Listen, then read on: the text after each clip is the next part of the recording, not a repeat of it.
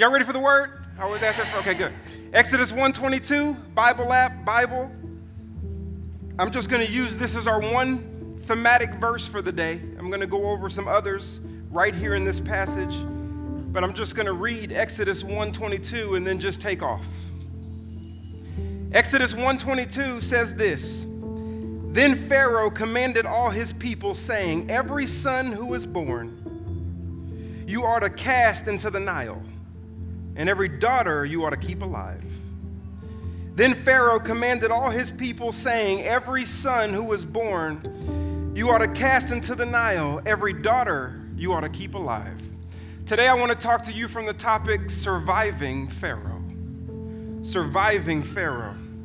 It starts off simple. Pharaoh puts an edict out in the land. An edict is an official order by someone in power. Basically, he's saying, this is what we finna do. He's letting everybody know this is the direction that we're going. And Pharaoh, what he says here is he says, every son, I want you to kill him. Every woman, keep them alive.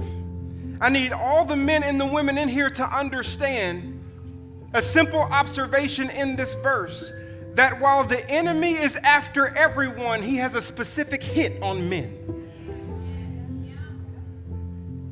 He has a specific hit on men because he understands covenantal order. He understands what God is trying to do in history. And so while he's after everyone, he has a hit out on men. So if you ever ask, ladies, why is it hard to find a good man?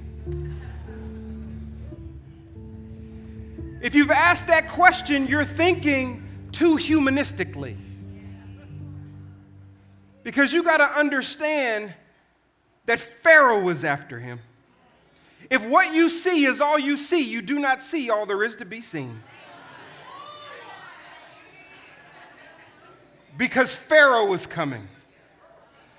And so he says, I want you to kill them because that represents strength and power. I'm not interested in godly fathers.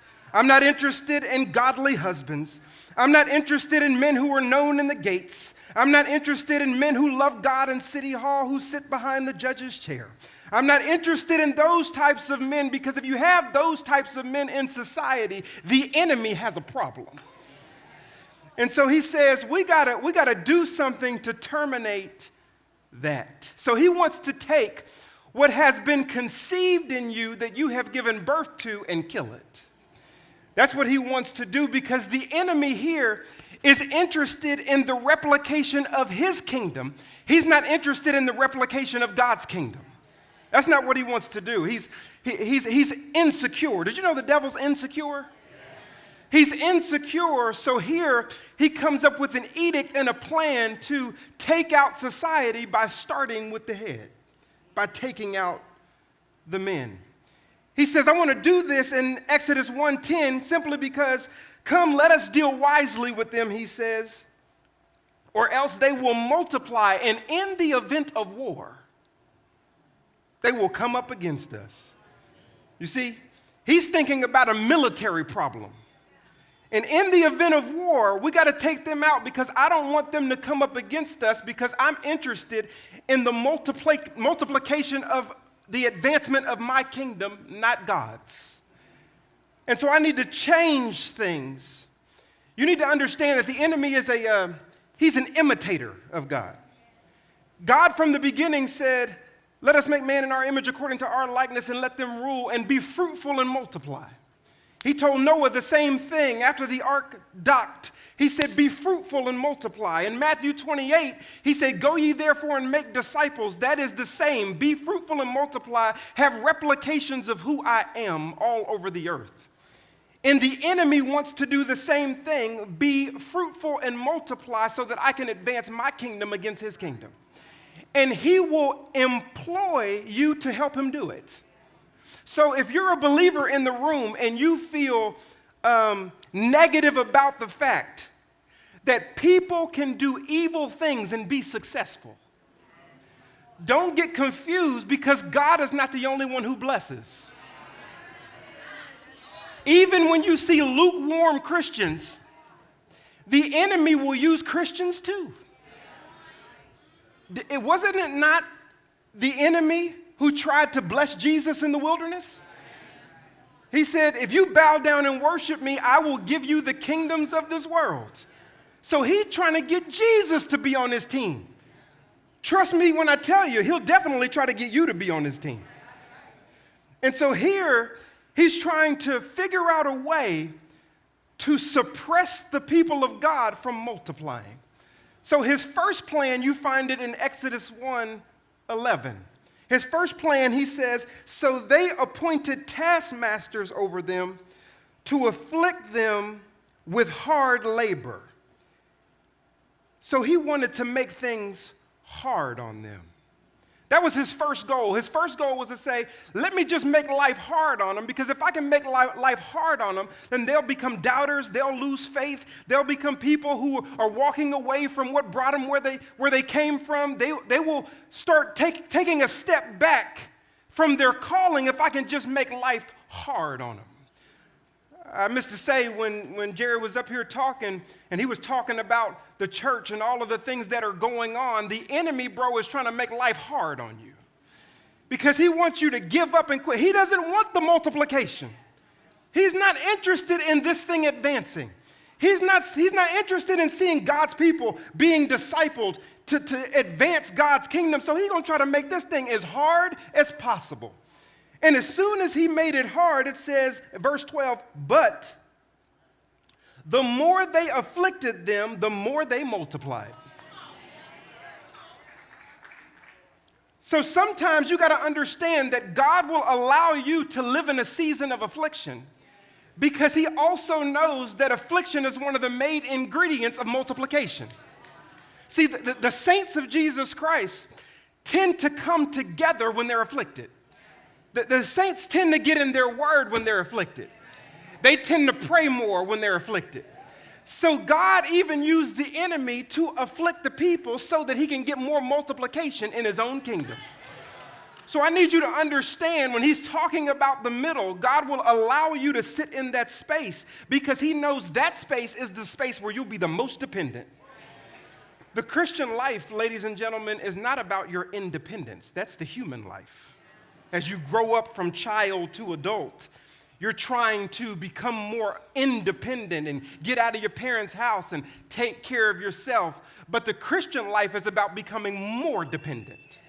It's the opposite. The more you mature in Christ is the more you depend on him. If you're immature, you try to live life outside of him or away from him. And so we got to get it right that God will allow these afflictions, and he allowed Pharaoh to afflict the people, and it says they multiplied even the more. Well, here he's got to come up with a new plan because his plan didn't work. And then in verse 15, he comes up with a new plan. And this is his plan. He says, then the king of Egypt spoke to the Hebrew midwives, one of whom was named Shiphrah and the other was named Puah. And he said, when you are helping the Hebrew women to give birth and see them upon the birth stool, if it is a son, then you shall put him to death. But if it is a daughter, then you shall let him live.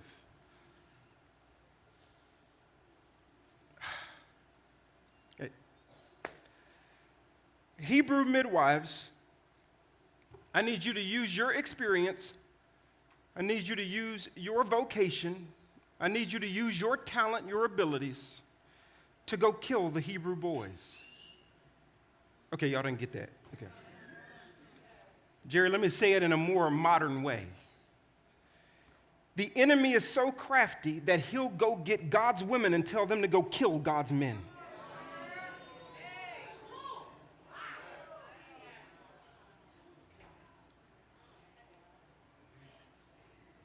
Because he knows you have the power to do it. From the beginning, he skips Adam and goes to Eve. Delilah just cut his hair. Herodias, tell your daughter to go get the head of John the Baptist.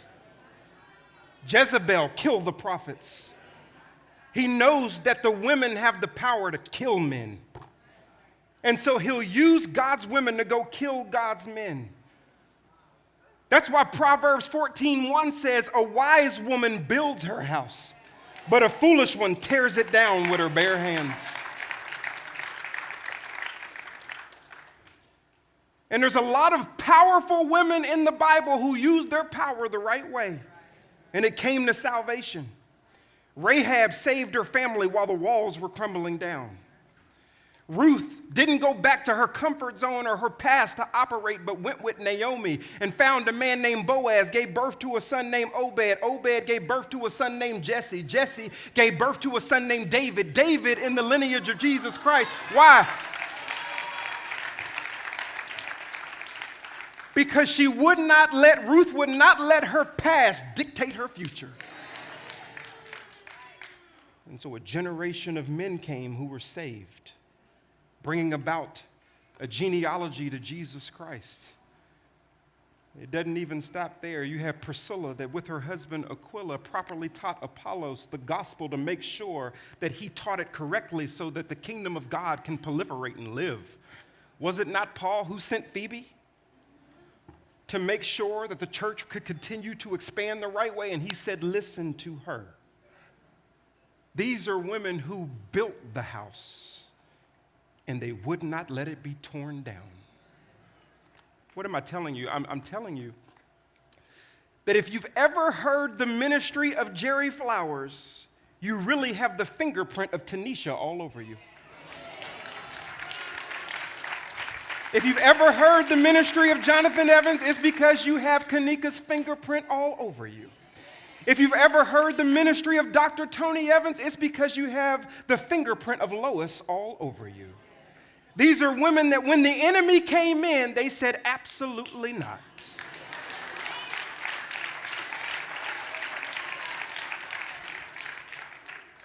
So just be aware. The power that it says that's here, because the enemy is whispering in your ear. And he wants to use your past. He wants to use your hurt. He wants to use what homeboy did to you yesterday for you to take it out on the future one tomorrow. And you need to know, ladies, since I'm talking to y'all for a second, the men over there like, I like this. This is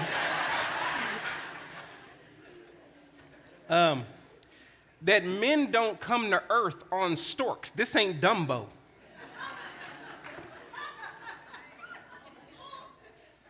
They come out of your wombs. And when it happens, you need to know Pharaoh's coming. So, practically, if you're a woman in here, God just gave me this, so I'm just going, it may sting a little bit. And you have a baby from a man who married somebody else. He moved on and you ain't moved on. So you're scorned about it. I understand. But if he is a willing father, not unwilling, if he is a willing father and you do not let him father that child, because Pharaoh's trying to write big checks to Shiphrah and Puah to take men out of the equation. And he's whispering in the woman's ear, you don't remember what he did to you? He doesn't deserve it, does he? And he's trying to get in and be a father to the child. It's going to be emotionally lucrative to leave him out. But your heritage will be in debt.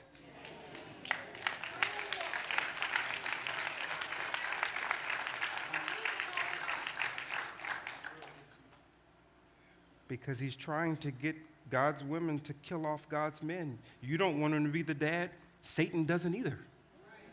He agrees with you.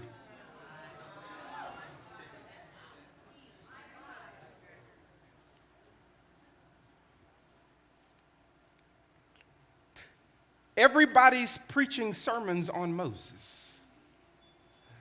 But there would be no Moses without Shiphrah and Puah. Two ladies' names that you've probably, I ain't never read them names. It's not about their names, it's about their faith. And so what happens is he says in verse 21, as an encouragement, he says, because the midwives feared God, he established households for them. They looked at Pharaoh, and these are the lead midwives because two ladies ain't helping everybody give birth, okay? These are the lead midwives who have midwives under them, so they had to make a decision on whether they were going to Titus to other women to do what Pharaoh says to do, or they were going to Titus to other women to fear God like they fear God. And so they took this position of leadership, and they told Pharaoh, say, bro, we ain't going to be able to do that. Why would we go kill our own men?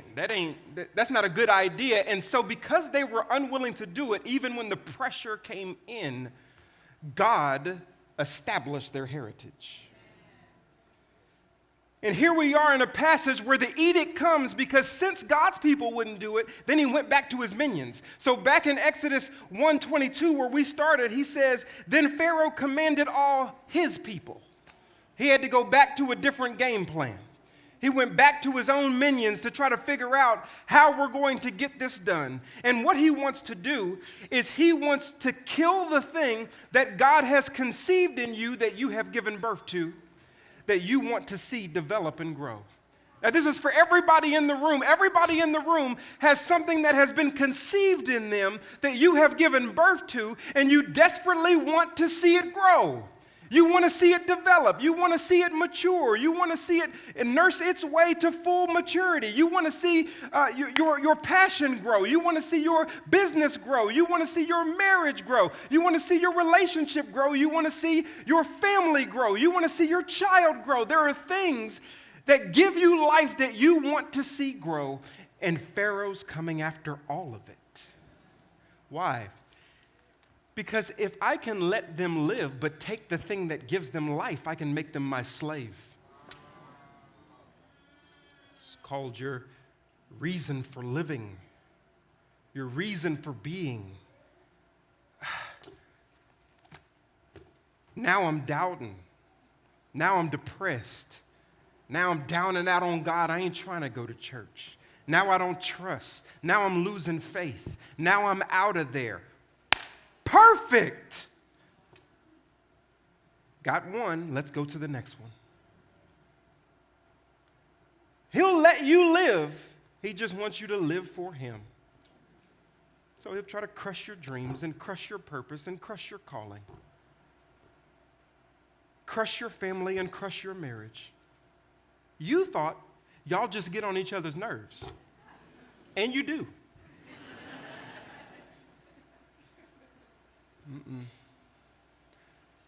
Pharaoh is lurking.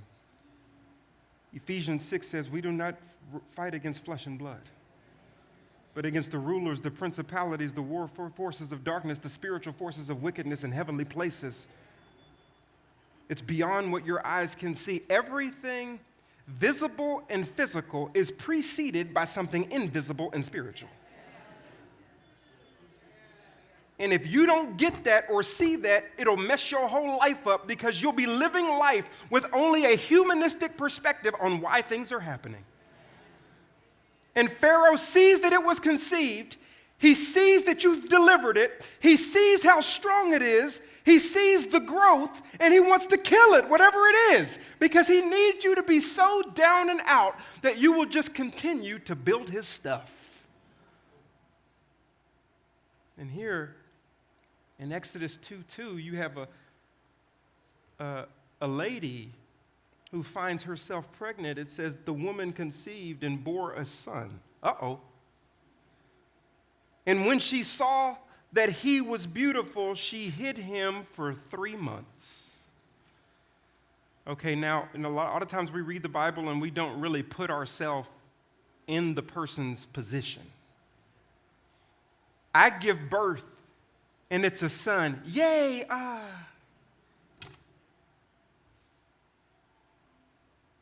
And I'm trying to figure out a way to keep the baby from getting stripped from me.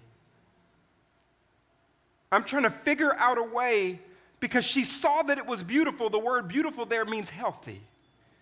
This is a healthy relationship, marriage, business. These things that have just given birth to is so healthy. I just want to see it grow, so I'm going to do the best I can to hold on to it and keep it from danger so that it can grow and develop. Are you with me? And so that's everybody in this room has something that they're passionate about that they want to see grow and develop. And you've just delivered it. It has just come, and you want to see it nursed to maturity. And here she is trying to make sure that Pharaoh doesn't get him. Anybody got kids, y'all? Okay, this hard. 3 months keeping the baby from Pharaoh? Shh.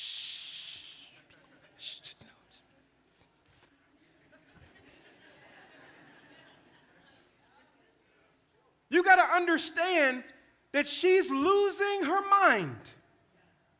For 3 months trying to keep the baby quiet and not heard by some of the taskmasters and the Egyptians who are walking around looking and listening to see if boys are being born. The enemy is lurking, and you're wondering why it's so hard to keep that thing in your hands, because Pharaoh's hands are stronger than yours. His tug. Why is the marriage so hard? Pharaoh's coming. Why is this so much of a struggle to hold on to? Why are we struggling to find a building? And you're trying to figure out, how do I hold on to this thing?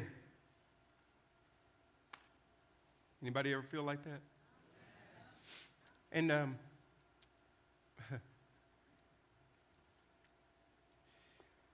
so here we go. I'm going to make one point, basically. And this point is going to save your whole life. So you got to listen up. It's so simple and so hard. 3 months. I'm just doing the best I can to hold on. Verse 3, but when she could no longer hide him, she got him a wicker basket and covered it over with tar and pitch, and then she put the child into it and set it among the reeds by the bank of the Nile. Don't read that and think to yourself, oh, let me just keep reading. A mother took her child, put it in a basket, and put it in the Nile with the crocodiles. Has she lost her mind? When she could no longer hide him means when you're so stressed out trying to hold on to this thing with your own hands. I'm losing my mind trying to figure out how to get all of this done. This is breaking, that is breaking. I can't hold on to it anymore. Has anybody ever gotten to the place where you're like, I can't do it anymore? I've been trying for years. I've been trying for months. I've been trying for weeks. But my hands are burning because Pharaoh's on the other side of the rope and his pull is too strong. And I can no longer hold this thing anymore. This lady took the child, put him in a basket, and put him in the Nile. Have you ever had a blessing start turning into a burden?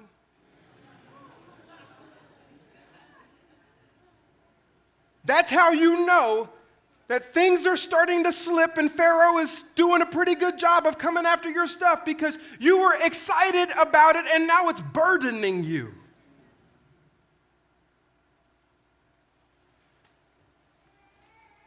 And so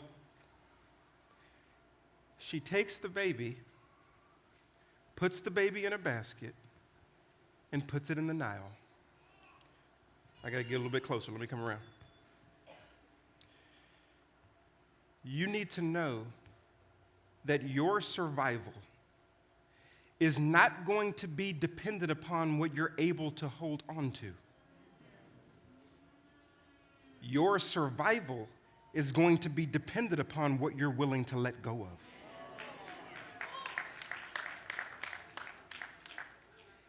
If she holds on to that baby, she knows one outcome is guaranteed. And if you try to play God, one outcome is guaranteed. Your hands are not strong enough. You will lose your grip and it will slip away. You will lose your mind. One of the ways you know, the reason why you're losing your mind trying to hold on to what you have just delivered, the reason why it's slipping away, and the reason why you're racking your mind trying to figure out how to work this thing out, is because by you using your own intellect, your own ability, your own strength to try to hold on to this thing, you have just stepped into God territory. And in God territory, you don't have the power to be there. So you lose your mind trying to be God because you ain't Him. And because you don't have the power to make this thing work, make this thing better, you thought that your intellect would change that person through one conversation, didn't you? You thought you could sit down with them and share your experiences and how you think and the things that you came through, and you thought that your encouragement was going to get the job done, only for them to remain crazy. And now you losing your mind. Didn't I just say to you? Didn't I just make this come through for you? Didn't I just help you? Didn't I? Yeah, you did. You need to go sit down somewhere. Your pride has a hold of you, doesn't it? And you're not surviving very well. Your hands are weak. And here, Moses' mother, she makes a hard decision, because when you love something so much, it's hard to let it go. I was reading Chuck Swindoll's book, and it said, for the purposes of grace, you must let them go. Meaning, you're preventing somebody else from experiencing the grace of God in their life because you're trying to be the God for their life. That it's better if you let them go. Now, let me teach you how to let them go. Okay, I want to make sure we understand. I can't fall, I'm 42. Once you get above 40, I'm careful. I'm not trying to pull nothing on the stage. 40 does something. I sneezed and cracked my ribs.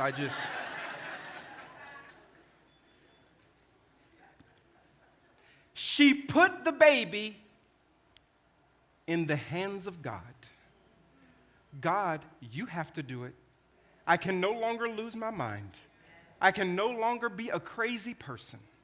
I don't even recognize myself anymore, trying to hold on to this situation. So you come to the realization your hands are too weak, and you give it to God. I can't. Now, my theologians in the room are talking about, Joker, how do you know she gave it to God? She put it in a basket and put it in the Nile. How does that mean that she gave it to God? I'm glad you asked. But when she could no longer hide him, she put him in a wicker basket and covered it with tar and pitch. Ooh. Wicker basket is translated ark. So let me take you back to Genesis 6:14. Noah, make yourself an ark of gopher wood. You shall make the ark with rooms and shall seal it inside and out with pitch. The ark was used for the salvation of Noah's family. It was God's thing that he had Noah build so that there could be judgment that comes, but a family could be saved. Right now, there's an edict out on the land, and people are getting slaughtered and thrown into the Nile. But what she does is she says, Jesus, you have to take my son, and I'm going to make sure that I put it in your hands. Because I need salvation. I need you to come through. I'm going to my prayer closet. I've got to do this differently than what I tried to do it the verse before. So I'm going to put the baby in an ark. Jesus Christ is the ark of our salvation. That means you give that thing to the ark.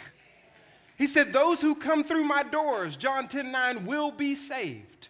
And so some of us, not only us, need to bring ourselves to Jesus, but we need to bring our circumstances to Jesus. Because I understood the translation and looking it up of wicker basket, I knew her intent was not to kill it. I knew her intent was to save him. With a total dependence on God. But you got to understand, it says, then she sealed the wicker basket with tar and pitch. I went back to Genesis 6:14. Noah did the same thing. He sealed the ark with pitch. So then I had to go look up the word pitch. The word pitch in the Hebrew is kafar or kafir. The root word of the Hebrew word means atonement.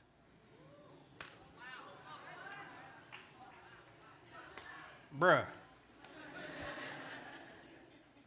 I'm reconciling with God for the forgiveness of sins. So this lady is saying, Lord, forgive me of my sins. I want to be close to you. I want to reconcile with you, and I want you to save what you've delivered. I'm giving my whole self to you. She sealed it with pitch. That means no judgment can come through. That's like caulking. Y'all know what caulking is? When you seal something, you're trying not to let the water come through. When Noah sealed the ark, it was for the purposes of the waters of judgment not to be able to come through on those who came onto the ark. So they had eternal security. It was secure on the ark because it was sealed with pitch. That's why Ephesians 1:13 says, those who believe in Christ are sealed by the Spirit. Okay? Romans 8:1, there is therefore no condemnation to those who are in Christ Jesus. Because once you give your life, your situation, your circumstances, your family over to Jesus, you know it's sealed. I'm good. This does not mean, ladies and gentlemen, that it felt good for her to let go. It's not going to feel good. It's going to be one of the hardest things you do with something that's so important in your life. But feelings do not have intellect. They don't think, they just feel. And God is calling you this morning to say, whether it's the church, your family, whether it's your relationship, your finances, your bill, whatever you're struggling with, he said, give it to me. And then she placed the baby in the Nile. So what I'm not telling you to do is go to the Nile without the wicker basket. See, I got to make sure they understand, because some people in here, well, he said let go, and they take their marriage like a football and punt it.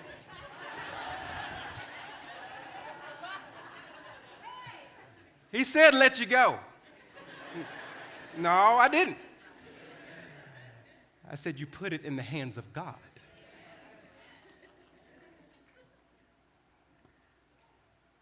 And when she did that in the Nile, where everybody else was dying, that's where her son would be surviving.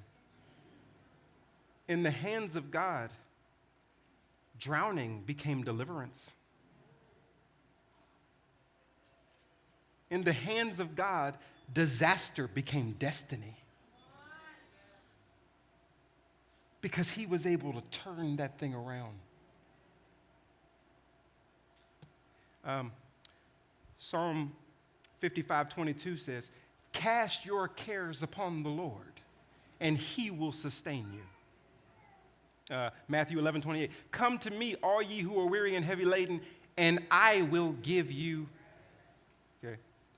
Proverbs 3:5-6, trust in the Lord with, do not lean on your, but in all your ways acknowledge, and who makes your path straight? Oh, you don't? You don't do it? You would have think by how we live, we make our path straight. But if he's making your path straight, that's an indictment on your path. That means it's crooked.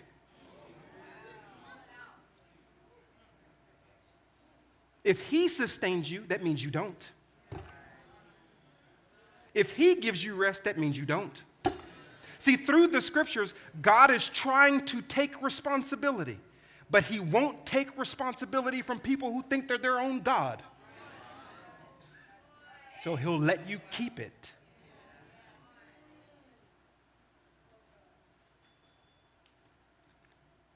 So, places the baby in the Nile.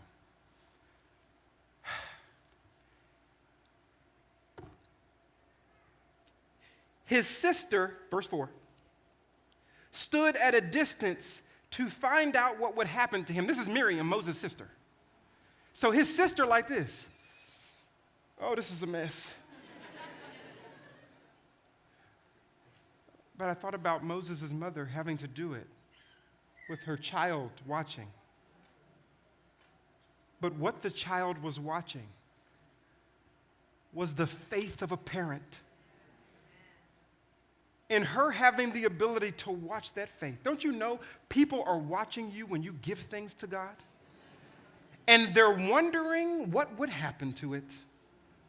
What is going to happen to their situation, their marriage, their business, their whatever? What is going to happen to it now that they've given it to the Lord? And Miriam is standing by wondering what's going to happen. And in verse 5, it says, the daughter of Pharaoh came down to bathe in the Nile. Oh, that's luck. That's chance. Pharaoh's daughter, at the time that Moses' mother put him in the Nile, just decided that's the moment she stinks and that she gonna go take a bath because now she wants to take a bath. And her daughter came down in verse 5 with her maidens walking along the Nile, taking a walk, and she saw the basket from among the reeds and sent her maid and said, bring it over here. When she opened it, she saw the child, and behold, the boy was crying, and she had pity on him and said, this is one of the Hebrew children. Oh, so it's just chance that when she put the baby down, God came and picked the baby up. A lot of us think we're waiting on God, and God is saying, no, I'm waiting on you, and I have more time than you. You're going to run out first, trust me. I'm waiting for you to put it down. But until you put it down, my sovereignty will not pick it up. If it's in your hands, it will not be in my hands. We are not serving together on this one. This is all me.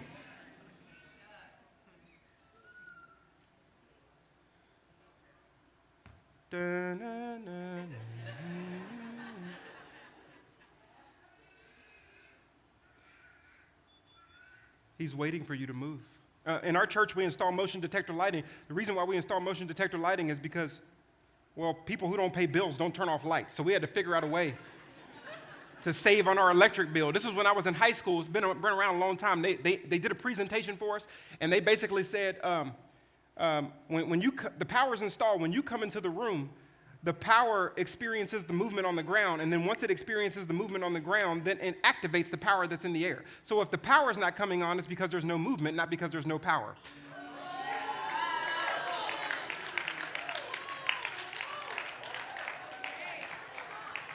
So many people in the church think God is an ethereal spirit that lives out in Never Never Land, that never operates in my here and now. And God is saying, when you move, I'll move, and it'll be just like that.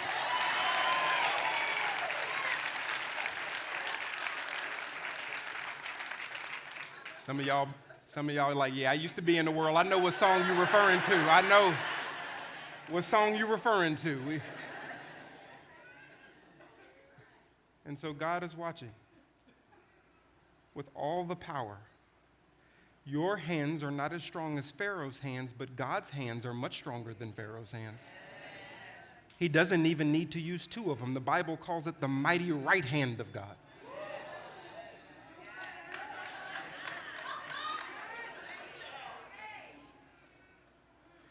And Pharaoh's daughter comes and picks the baby up, and she's all nice. She has pity on the child and wants to help out.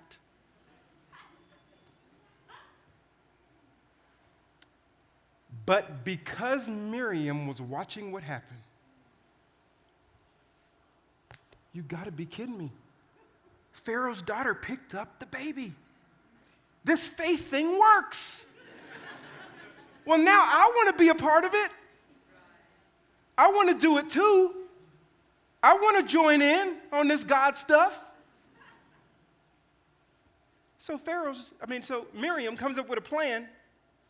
Verse 7, then his sister said to Pharaoh's daughter, shall I go and call a nurse for you from among the Hebrew women that she may nurse the child for you?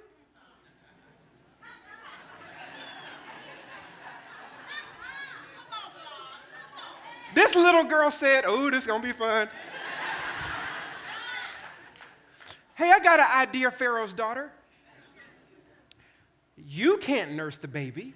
You have pity on the baby. We all love the baby. So I know a Hebrew woman that can nurse the baby for you.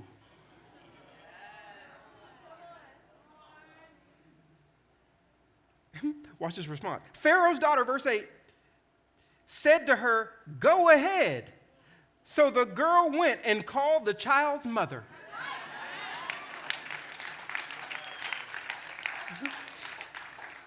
Pharaoh's daughter said, I wish I would have thought of that. That's a great idea.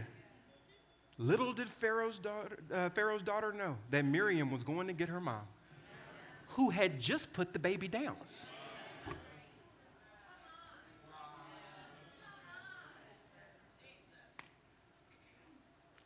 A boomerang doesn't come back until you throw it.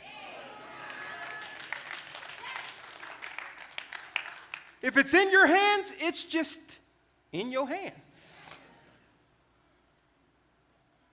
But God can make things come back around to those who are willing to have faith. I wish that was the end of the story, but it's not. It gets better. It ends like this. Verse 9. Then Pharaoh's daughter said to her, take this child away and nurse him for me, and I will give you wages.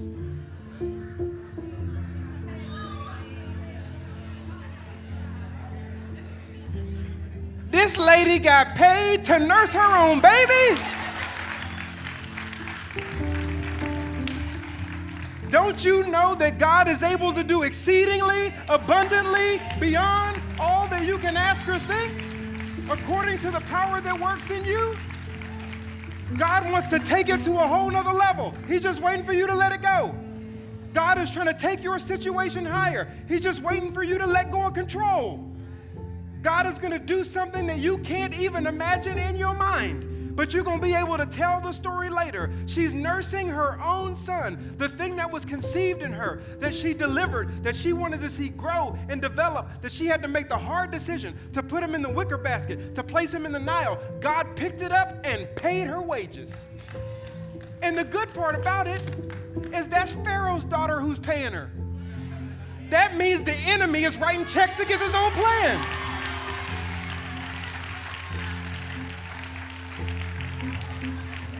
You need to always remember that the devil is the devil, but he's God's devil. And God will have the devil writing checks against his own schemes when he can get his people to give it to him. I don't know if you've ever heard this phrase from your grandmama or not, but what I'm trying to tell you is, baby, you need to let go and let